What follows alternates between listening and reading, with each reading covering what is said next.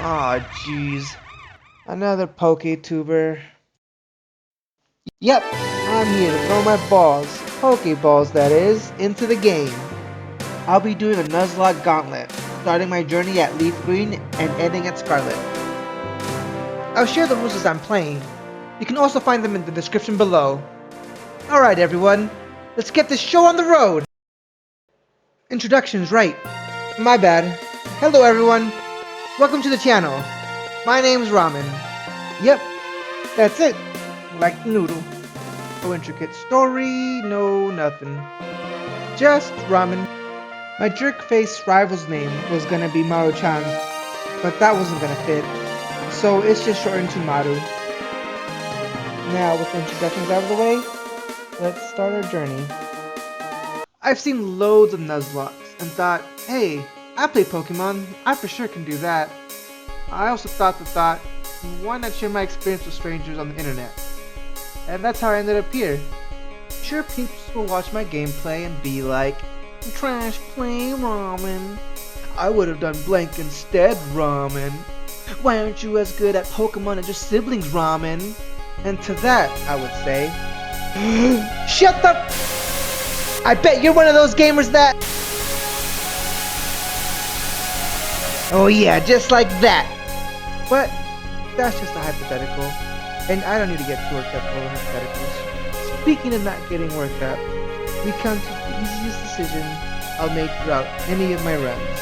Look, I understand that picking Bulbasaur can help with sweeping the first two gyms, and can even assist with the third gym and with its resistance. And the Charmander sucks. But Squirtle's my OG. He's the very first starter I picked back when I first played Pokemon Blue, and was the very first Pokemon card that I had gotten. Well, that and a potion card, but we don't use those here.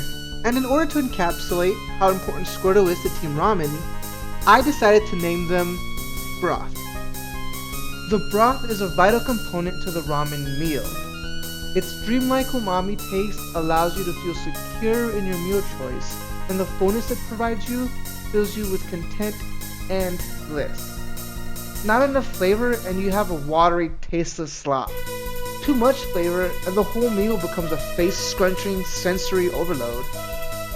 And after giving Squirtle a name befitting of his stature, it's finally time to show my rival Maru what we're made of. Let's do this. Let's go. Oh, I spelled his name wrong! Oh my god, I'm so literate. It was supposed to be broth with an R, his name is now just broth. Broth is so vital to ramen? What the heck was I even talking about, man? The only kind of ramen I know how to make is the instant kind. Dang. My attention to detail aside, this will not deter me from relying on my friend Bob. Together forever, no matter how long, from now until the end of time, Both and I will make it to the top.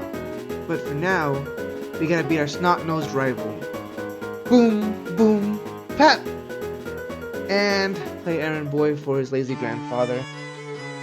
Let's use this detour in our adventure to indoctrinate those unfamiliar with what the Nuzlocke rules are.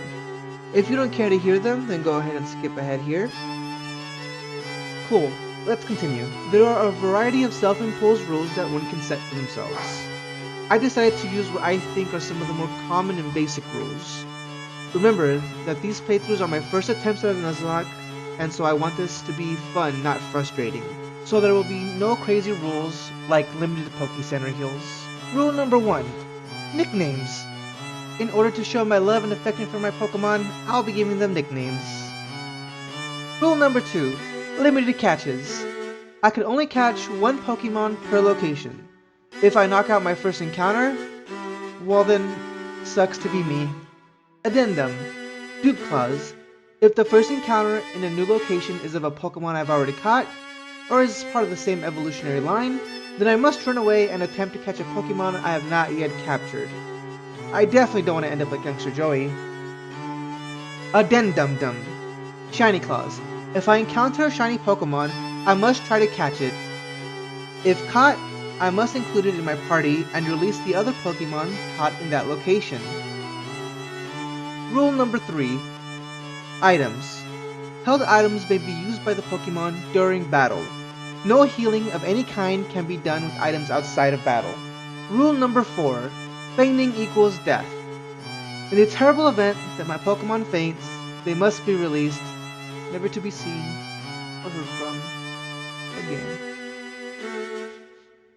Rule number 5. No resets.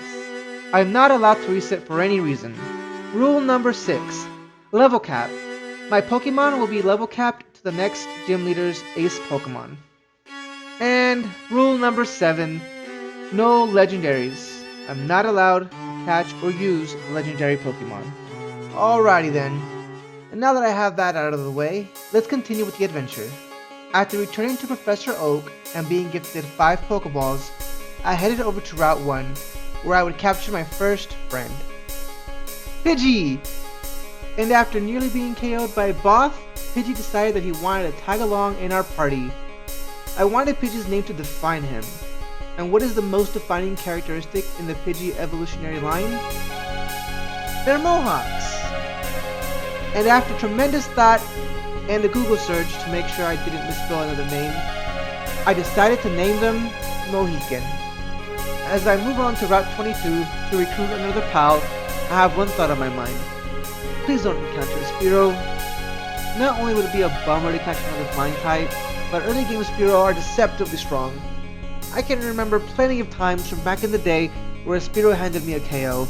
It didn't feel good then, and it won't feel good now. Thankfully, I ran into a Rattata, and after a couple of tacos from Boss, and a minimal convincing on my part, she joined the crew. I quickly named her Timmy. Why? Because Timmy conveys simple sounds that meld meticulously with Rattata's rudimentary design. Bucky could have also worked as a name. Actually, Bucky works better than Timmy. Oh well. Moving on. Now that I have 3 Pokemon to my name, I'm almost ready for the next important battle against my rival Maru. But before we can face off, I needed to level up my team. My rival's ace Pokemon is going to be level 9, so that's going to be our goal. For each of our Pokemon to reach level 9. This is super convenient for me, since Mohican will learn the flying type move Gust at level 9, allowing me to do super effective damage to our rival's Bulbasaur. But I highly doubt that anyone wants to watch me grind 3 Pokemon to level 9, so with the power of editing, we're gonna make it more exciting. But only slightly more exciting.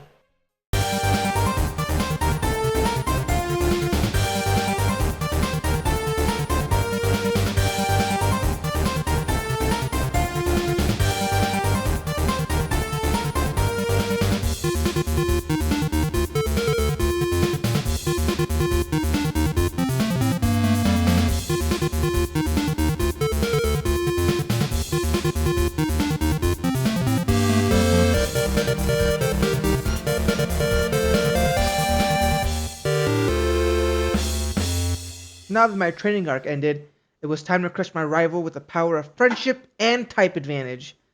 After healing my Pokemon, I began my trek. I was a little nervous, not because I thought I would lose the battle, but because a stray crit, a missed tackle attack, or a stupid chain of sand attacks from my rival's Pidgey could lead to the loss of any one of my Pokemon.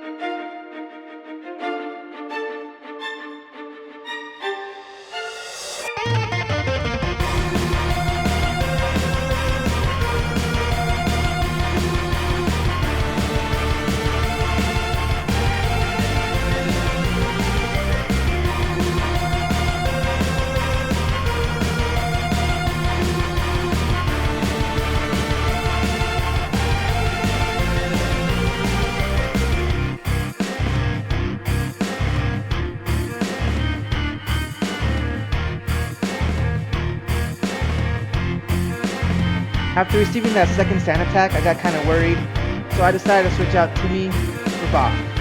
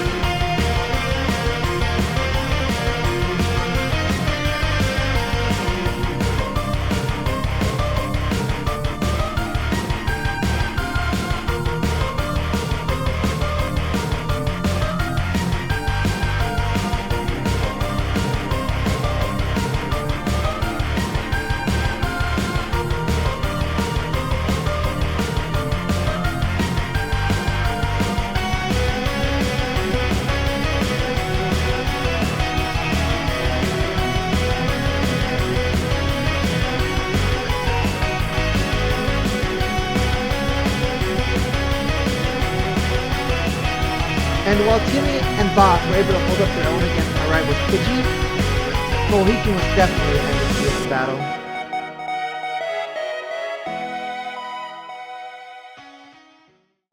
And that's the end of the beginning of my journey.